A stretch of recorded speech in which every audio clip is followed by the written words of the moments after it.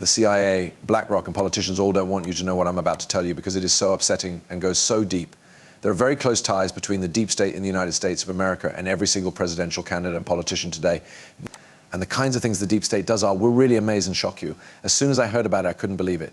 It's such a bad use of power and technology these days. Now, I'm going to talk about this in more depth with Whitney Webb because it changed the way I think about a lot of things, and I hope it does the same for you. Press the like button, and let's begin.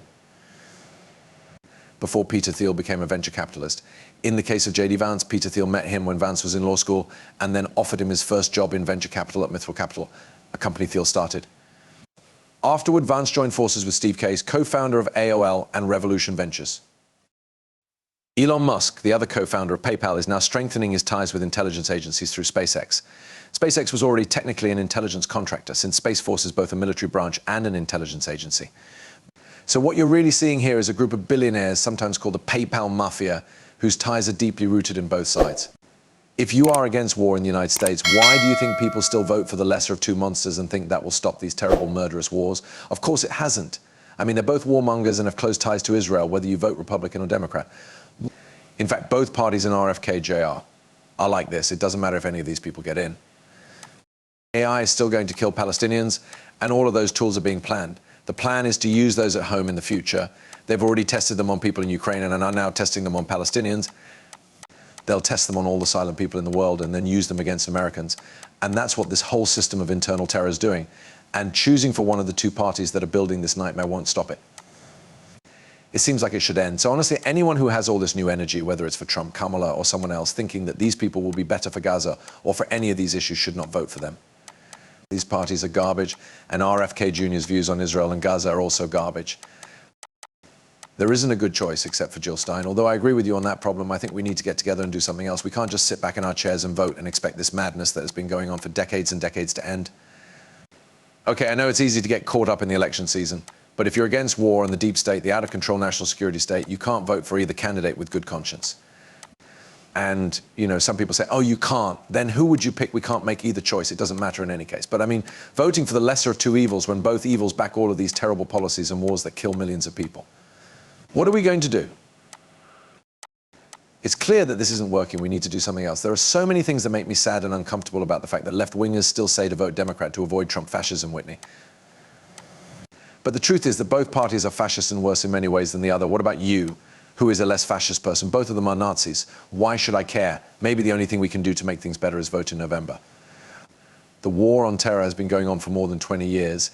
Is this really the best we can do?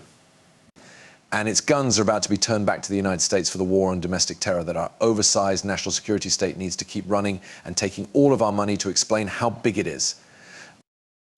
The war on domestic terror is how it grew. Bringing this stuff back home was always the plan.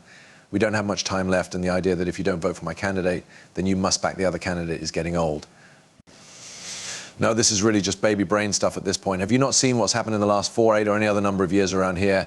Take a look at what has happened to leaders. Not worth it, because they are all ruled and controlled. They have all been hacked, and they are all selling us out to this merged blob of Silicon Valley and the defense state, which is the same thing. A lot of the big companies in Silicon Valley got their start with help from the CIA or CIA or CIA or CIA venture capital like QTEL. A lot of these companies, almost all of them at this point, work for the military or to gather information. They are the same thing, and the Silicon Valley oligarchs give money to both of them. In November, Peter Thiel and Eric Schmidt will really be running against each other. And if you ask me, I believe they are both awful and harmful to American freedom. I don't want to vote for either of those guys or do business with them. You might also think that one front man or woman is friendlier and likes the same music as you or says funny things about someone you don't like. We need to get past this, though. The country's really bad shape. And if this is the only sort of conversation we can muster in 2024, we need to. It's time to figure out what we're doing and take a step back to really think about things for a second. Maybe unplug from Twitter for a few days and think about what you're doing. A lot of the alternative media influencers that were brought up earlier used to know about and talk about the Uniparty, but now it seems like it's all gone. Listen, I know that no politician is perfect, but I do think that Donald Trump has done a much better job overall than the Democrats have done when it comes to starting a war than the Democrats have, especially over the last 4 years. At the very least, there were no more wars during Trump's presidency. In fact, he was actively ending and pulling out of battles that Obama's administration had inherited, and that probably wouldn't end if the Democrats won again. Keeping that in mind, yes, I think Trump did a good job in that area, and he doesn't really like all of these wars. I do think he will end the conflict between Ukraine and Israel. If anyone wins, it will be either Trump or Kamala Harris. Well, Kamala Harris made all of these wars happen, or helped them happen, in her 4 years as vice president, so we can all do what we want with that. At the end of the day, you guys will make your own decision. I just wanted to share a lot of this information with you guys because I think it's very important for the future of our civilization. And everybody who is watching this video, if you liked it, click the like button. Sign up if you want to see more. I'll see you soon.